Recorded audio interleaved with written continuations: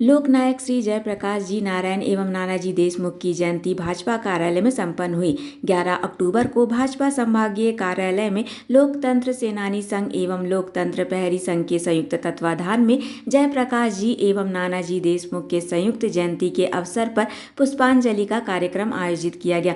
कार्यक्रम के मुख्य अतिथि श्री रत्नेश सोनकर, नगर भाजपा अध्यक्ष एवं ग्रामीण भाजपा अध्यक्ष श्री राजकुमार पटेल थे। कार्यक्रम की अध्यक्षता डॉक्टर चनपुरिया ने की। कार्यक्रम का संचालन लोकतंत्र प्रहरी संघ के संभागीय प्रभारी एडवोकेट श्री शैलेश साहू ने की तथा कार्यक्रम का आभार लोकतंत्र सेनानी संघ के जिला अध्यक्ष श्री अंजलि कुमार सिंह जी ने किया।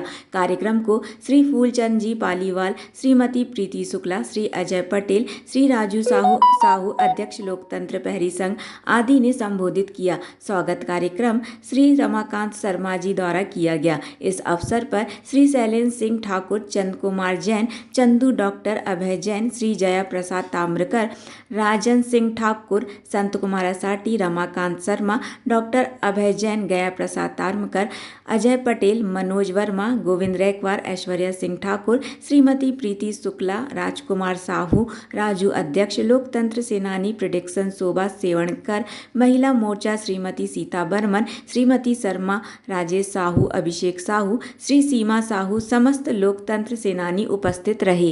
लोकतंत्र सेनानी संघ के द्वारा हमारे सम्मानीय लोकनायक जयप्रकाश नारायण जी भारत रत्न उनकी जयंती के संबंध में आज यहाँ पर एकत्रित हुए हैं और माननीय श्री नानाजी देशमुख और भारत रत्न इनकी जयंती के संबंध में जबलपुर लोकतंत्र सेनानी के द्वारा ये श्रद्धांजलि सभा का आयोजन किया गया है। हमारे जयप्रकाश नारायण जी का जो जन्म सन 1902 में इनका जन्म हुआ था और ये भारत की स्वतंत्रता में भी इनका बहुत बड़ा योगदान था। 1942 में अंग्रेज़ों के खिलाफ में भारत छोड़ो आंदोलन में इनने भाग लिया और इनने जेल यातना की और उसके बाद फिर वो इंदिरा गांधी के शासन प्रशासन से नाराज थे। वो शासन प्रशासन उनके हिसाब से जैसा देश की गुलामी में जैसा शासन प्रशासन अंग्रेज़ों का था वैसा उनको ये समझ में आया इंदिरा गांधी का भी शासन प्रशासन देश की जनता का दमन कर रहा है। तो 1970 में उनने अपना एक छात्रों के साथ में बैठ एक आंदोलन शुरू किया, संपूर्ण क्रांति। भारत संपूर्ण क्रांति का जो बिगुल बजाया था वो पटना में गांधी मैदान से इनने संपूर्ण क्रांति का आह्वान किया था। उसमें देश के सारे युवा सम्मिलित हुए और उनने ये पूरे देश में एक आंदोलन छोड़ा कि इंदिरा गांधी गद्दी छोड़ो और जनता आ रही है। इस संबंध में उनने पूरे देश में इंदिरा गांधी को शासन से हटाने के लिए उनकी जो गलत कार्य प्रणाली थी उस पर रोक लगाने के लिए, उस सत्ता से विमुक्त करने के लिए जयप्रकाश जी ने ये पूरे देश के अंदर आंदोलन छेड़ा जिसमें देश के सारे युवाओं का बड़ा योगदान था। जिसमें भारत बंद जैसे अनेक आंदोलन हमेशा उनके आह्वान पर होते रहे और उनका इस देश में भारतीय जनता पार्टी के बीच में एक उनका भी विशेष योगदान था कि सारे दलों को इकट्ठा करके वो सारे दलों के आपके नेता थे, विपक्ष के सारे दलों को इकट्ठा करके और जयप्रकाश जी नारायण को इसमें अगुवाई सौंपी कि कांग्रेस का कुशासन को कैसे दूर किया जाए। उसके संबंध में हमारे लोकनायक जयप्रकाश जी ने विशेष योगदान किया और अपना उससे इसमें संचालन किया। लोकतंत्र सेनानी संघ परिवार की ओर से आज के कार्यक्रम में समस्त अतिथियों का स्वागत भी करना है और जो हमारे लोकतंत्र के सम्मान के लिए जिन्होंने अपना जीवन अर्पित किया उनकी वजह से आज भाजपा सत्ता में है और जो बड़े बड़े कार्यालय बन रहे हैं ये लोकतंत्र सेनानियों के बलिदान के कारण है। इसी कारण हम उनको हमेशा सम्मान भी करते हैं और याद भी करते हैं। हमारे माननीय सक्रिय और कर्मठ अध्यक्ष अंजनी सिंह जी की अध्यक्षता में होने जा रहे हैं और यह अवसर है लोकनायक जयप्रकाश नारायण जी का जन्मदिन और नाना जी का भी जन्मदिन के उपलक्ष्य में। लोकनायक जयप्रकाश नारायण जी मुझे गौरव है कि वो हमारे गांव बघरा जी भी आ चुके हैं। 1950 के लगभग। और उनसे मेरे पिताजी श्री शिवप्रसाद चंद्रपुरिया जी का बहुत अच्छा संबंध था, और वो उनकी फ़ोटो, उनकी पत्नी भी आई चंद्रप्रभा जी, वो भी हमारे गांव आ चुकी है और उनकी भी फ़ोटो लगी। तो इनका जो बाद का स्वतंत्र भारत का जो हमने देखा, वो आपातकाल में जेल में रहे और उसके बाद वहीं से उनके गुर्दे खराब हो गए। सरकारी जेलों में इस तरह का पानी उनको उपलब्ध किया गया कि उनके गुर्दे खराब हो गए। और बाद में इंदिरा गांधी ने वो कानून पास कर दिया जिसमें उनका अवैध चुनाव भी वैध हो गया पुरानी तारीखों से।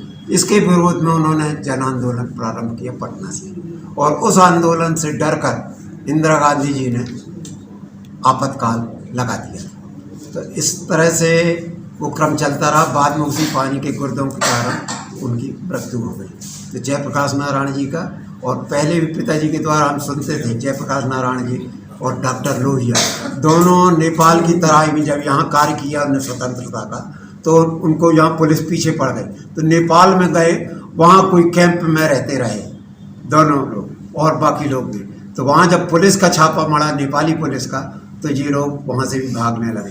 रात में लोहिया जी का चश्मा नहीं था, उनको दिख नहीं रहा था, तो अंत में ये लोग पकड़ गए। तो इस तरह उनका स्वतंत्रता संग्राम का जीवन प्रारंभ हुआ और अंत में स्वतंत्रता संग्राम के लिए ही समाप्त हुआ।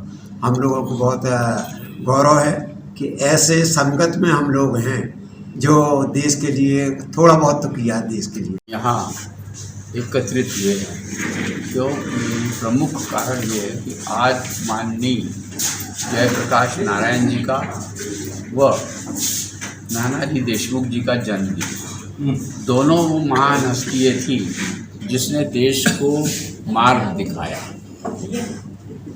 छात्रों को भी और बुजुर्गों को भी, सबको मार्ग दिखाया। माननीय जयप्रकाश जी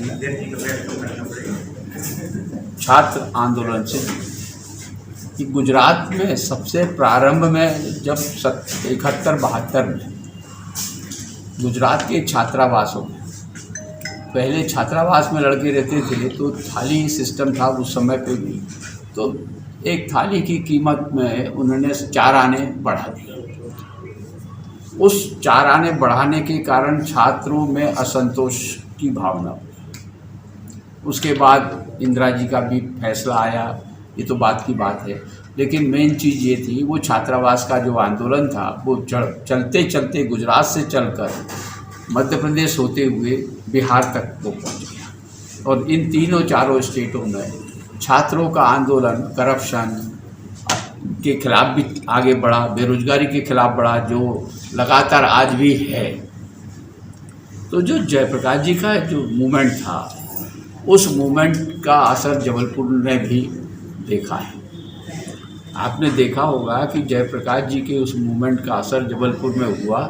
जो यहाँ अजय सीट थी, अजय का लोकसभा की, वो सन 75 में 18 जनवरी 75 को शरद यादव जी छात्रों की तरफ से कैंडिडेट हुए थे और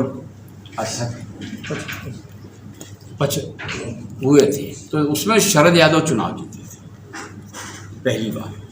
तो एक तरीके से ये कहा जाए कि इंदिरा जी के खिलाफ में वातावरण बनना उस समय से 18 जनवरी 75 से स्टार्ट हो गया और वो लगातार फिर आगे बढ़ता रहा। और जब इसका असर वहाँ पे भोपाल में भी हुआ, भोपाल में भी एक मध्यावधि चुनाव हुआ था विधानसभा का, जिसमें बाबूलाल गौर साहब भी सर्वदलीय प्रत्याशी के रूप में चुनाव जीते थे।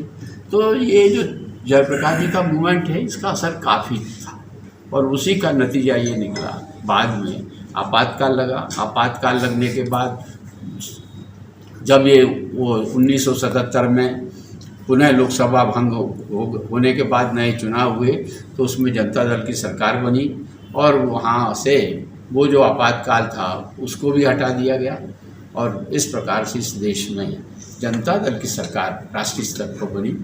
इतना ही मैं कहना चाहता हूँ। श्रद्धेय नानाजी देशमुख और श्रद्धेय जयप्रकाश नारायण जी की जयंती है। लोकतंत्र सेनानी संघ एवं लोकतंत्र प्रहरी संघ के संयुक्त तत्वाधान में आज उनको पुष्पांजलि का कार्यक्रम रखा गया है। जब जब इस देश पे आपातकालीन स्थितियां निर्मित हुई, देश संकट में आया, कोई ना कोई महापुरुष के रूप में इस देश में उसने जन्म लिया और वो आगे आके क्रांति पैदा करके देश में अच्छे वातावरण, अच्छे प्रशासन की उसने अगुवाई की और वो आंदोलन किया। ऐसे ही अगुवाई श्रद्धेय नानाजी देशमुख और जयप्रकाश नारायण जी की अगुवाई में जो आंदोलन हुआ, उसका ही सुपरिणाम है कि आज देश में हम सब कांग्रेस के विनाशकालीन प्रशासन से मुक्त होके आज देश अपने आप को गौरवान्वित कर रहा है और पूरा देश का नाम श्रद्धेय मोदी जी के नेतृत्व में विश्व पटल पर सम्मान के साथ में लिया जा रहा है। नारायण जी की जन्म जयंती के अवसर पर आज हम उन्हें श्रद्धांजलि अर्पित कर रहे हैं।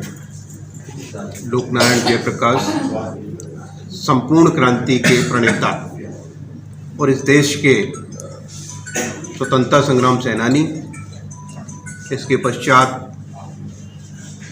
भूदान आंदोलन में भी उनकी एक महती भूमिका थी।